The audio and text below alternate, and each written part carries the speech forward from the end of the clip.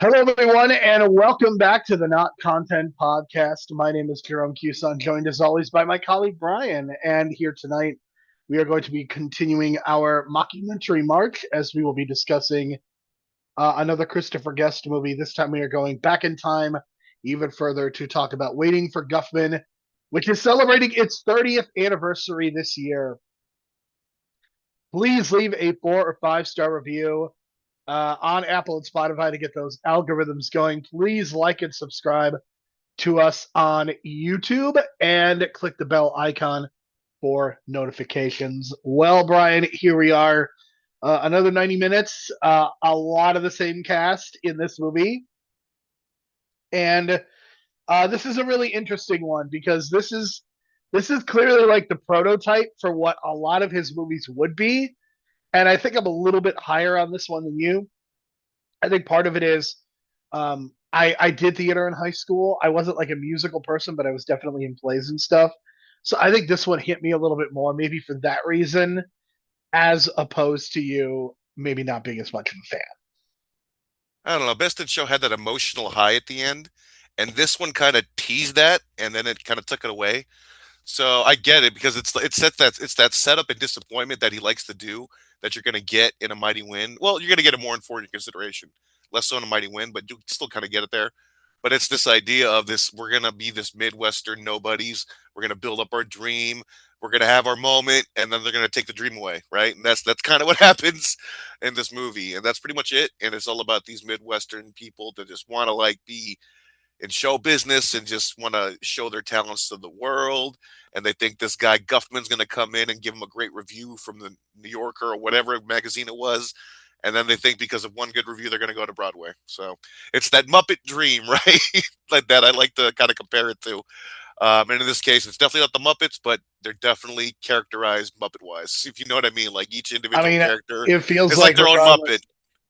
I mean, with the exception of For Your Consideration, like ultimately, it seems like all of these movies are building up to, like, let's put on a show, let's put on a dog show, let's put on a folk music show, let's put on a small theater play. Like that's kind of what we're building to with at least three of these movies. So clearly, I mean, even this is Spinal Tap, which is not directed by Christopher Guest, but definitely has a lot of the same players. Like he's clearly going for a vibe.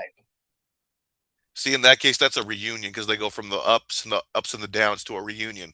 And I haven't seen the second one yet. We're going to review that soon, but I'm guessing it's a similar kind of road to that to that destination. Probably very, very depressing in light of recent events. I know that too, but at least they're all still alive. The trio. Knock on wood. Knock on God help me wood. Why would you say that?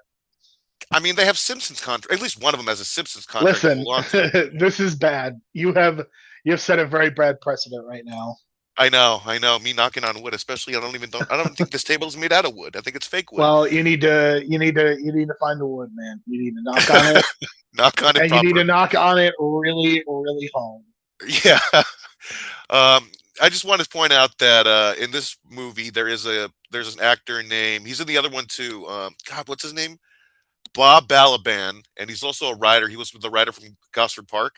I literally just saw him in an episode of Miami Vice that I randomly put on Tubi, and I couldn't help but think of the timing of it. And he played a Vietnam journalist who was like strung out, trying to get back at a Vietnam military soldier that was like loading up bodies with heroin and sending them back home. You know what I mean?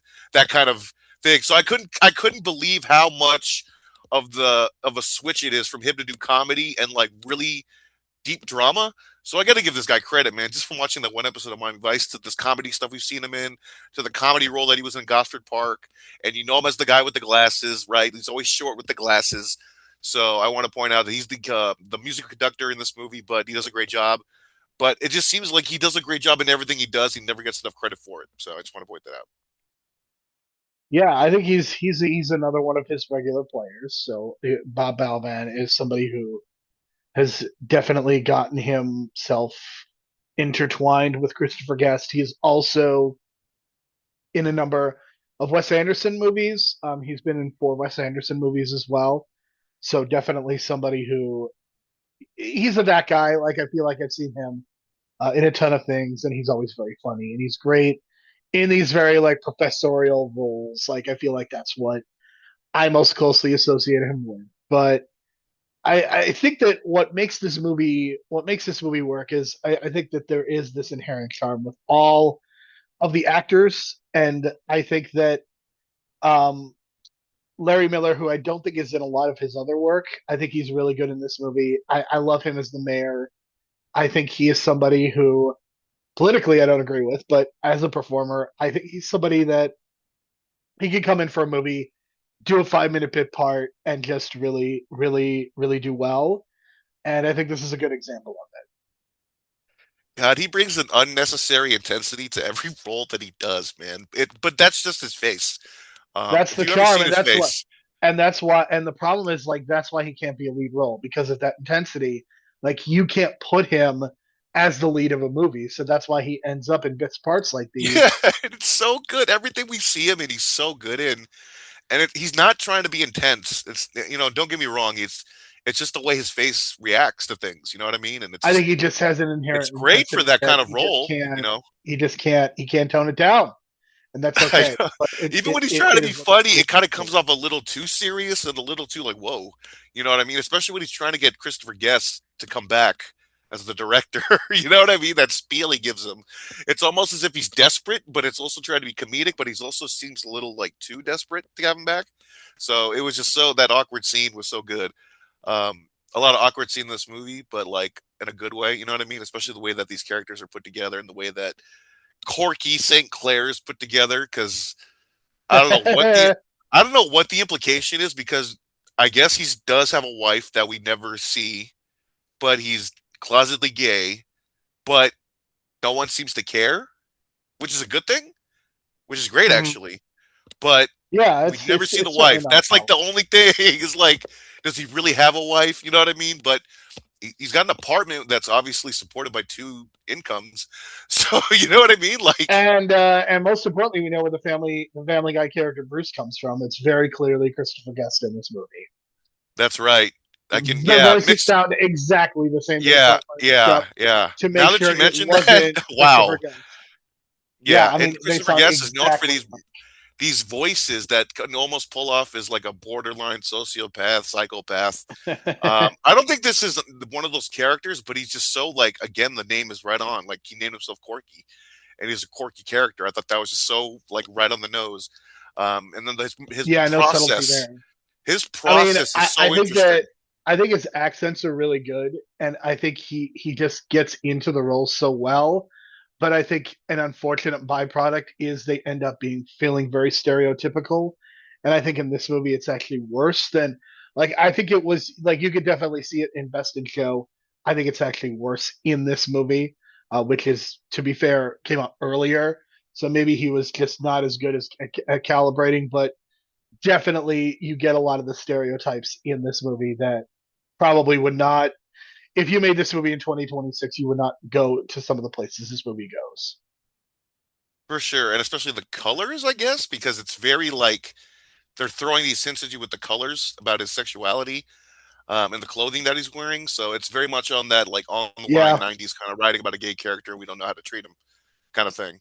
Of course, today it'd be very much open. I think he'd be very much open and not even have the wife issue. It'd be like two dudes in the household, right? And you probably have more issues with the husband or the boyfriend or whatever. And you can kind of intertwine that with some of the teased romances in the movie that really never came about. Like there was this teased romance with him and the young actor that kind of went nowhere.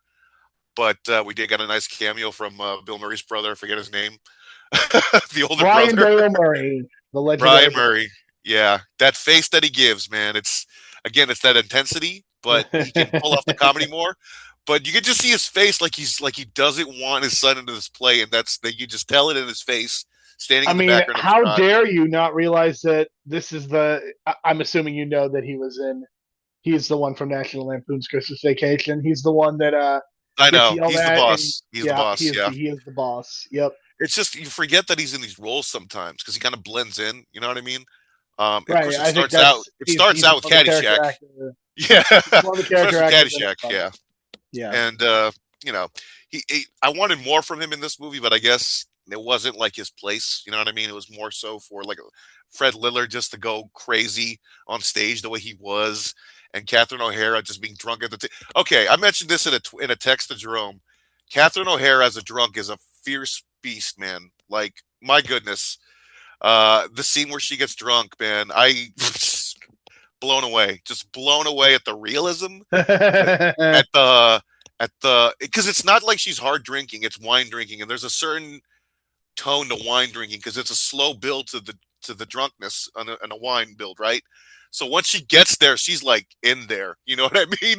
And she's Yeah. not going to get any drunker. She's just going to get like more irrational. And that's what that scene was, man. And I was so like happy with it. And again, it's Eugene Levy there in the scene as well, as not her partner, but and that Fred Willard stuff with his penis was just hilarious. So all It's kinds of especially wackiness going funny on. when you consider what Fred Willard was I arrested know, for. especially when he stands up and tries to bring it out in front of Eugene Levy. It's like, no, no, no, no, no, please. And I was like, oh, real life, real life. Man, that really hits you, huh? Yikes. Yeah, yeah.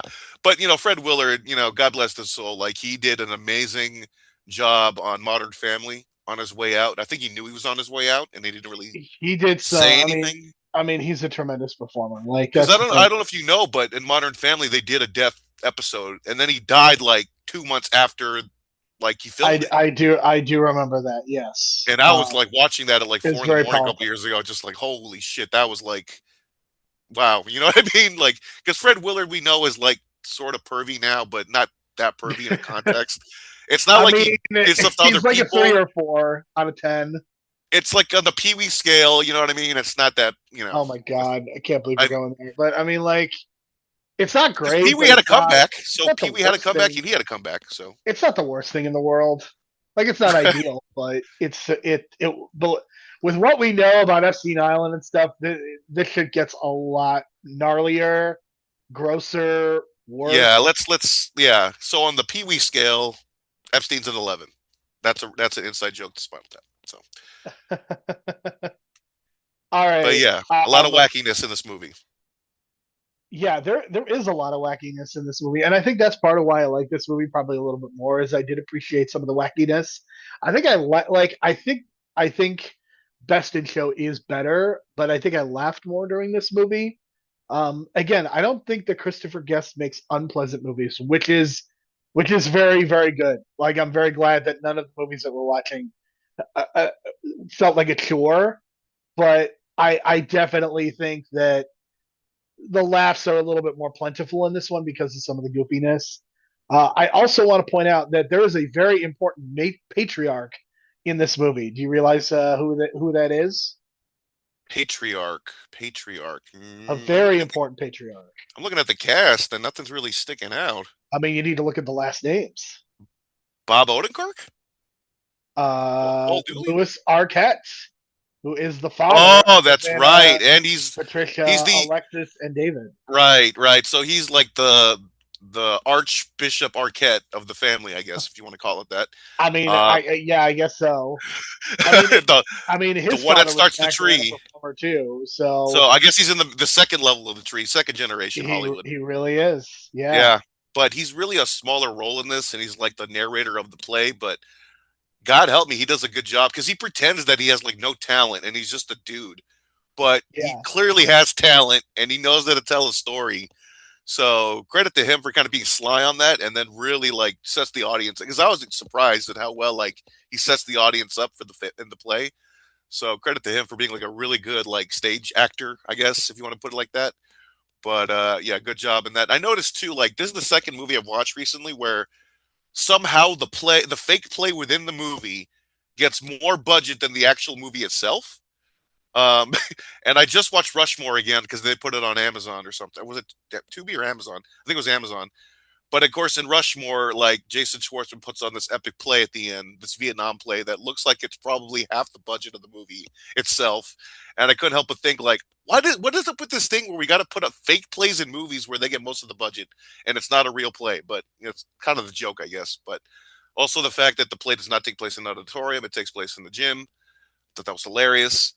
And yeah, just those little wacky details kind of gives me positive vibes. A 7 out of 10 for me. Um, I just feel like I think the structure of the story could have been a little bit stronger. You know what I mean? It just seems like too much of an easy disappointment at the end, and everyone kind of goes their way.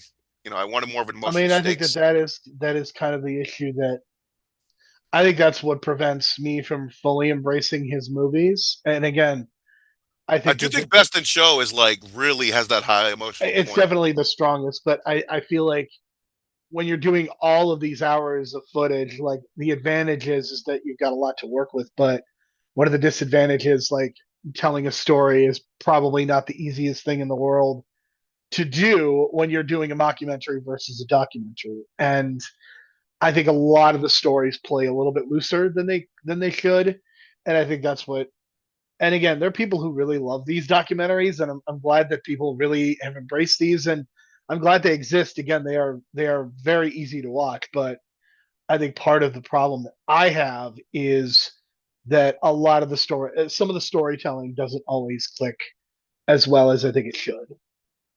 Which is why I think this kind of works. This structure works better in shows, and I think Curb started that kind of trend with the outline Well, I think gimmick. sometimes it also plays better on TV than it does in movies too, Yeah, because and then because you can stretch out your stories and let them play out, like The Office did with Jim and Pam. You know what I mean?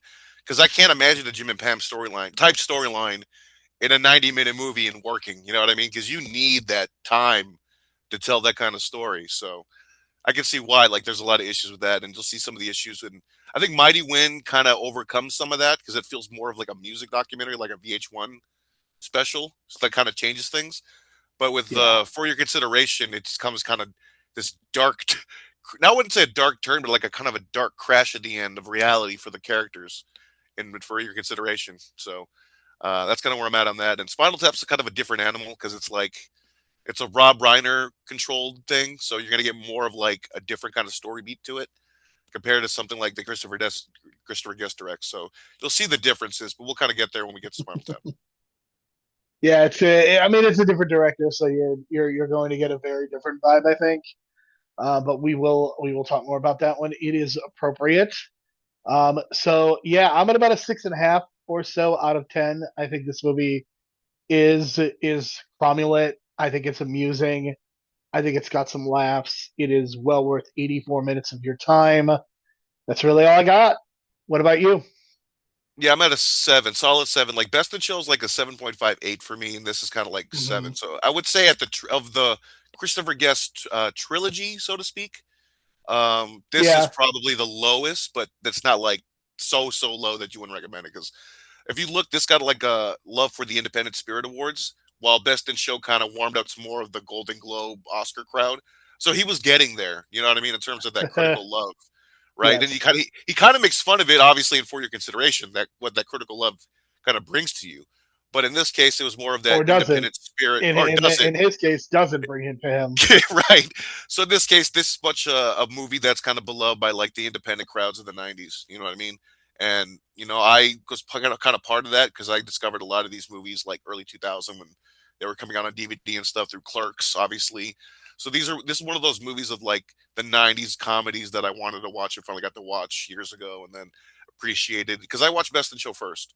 So that's kind of where I'm at. And then, because remember, I mentioned I found it on Black Box Pay Per View, and then I went on this binge of like finding independent stuff, and Waiting for Guffman was on the list. So there you go. And then, so of course, I saw For Your Consideration at theaters because I was like excited for it, but that again kind of shows its own self-reflexive disappointment of the characters. So there you go. And that brings us to next week. A Mighty Wind, and I will say this, man. This is the soundtrack that Nashville kind of wanted. I think. You know what I mean? I said that for A Prairie Home Companion, and I say I it for mean, this I one think it's because I think it's really funny that we have now done. We will. This will be our third folk music heavy movie. Like we did Nashville, we did A Prairie Home Companion, and now we're doing this.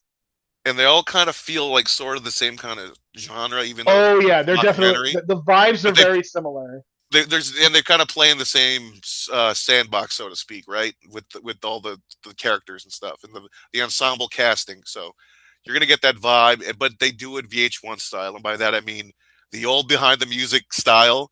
They don't explicitly rip that style off, but it has that editing style of like a music documentary that I'm so used to from that era. So it'll have that effect on you. Yep. All right, so we are going to be discussing that, and then we will be discussing For Your Consideration, and then we'll get into some non-Christopher Guest mockumentary Tory territory. For Brian, I'm Jerome. Thank you so much for listening. We will talk to you again next week. Good stuff. Good stuff. I'll edit it and have it ready to go, scheduled for Tuesday.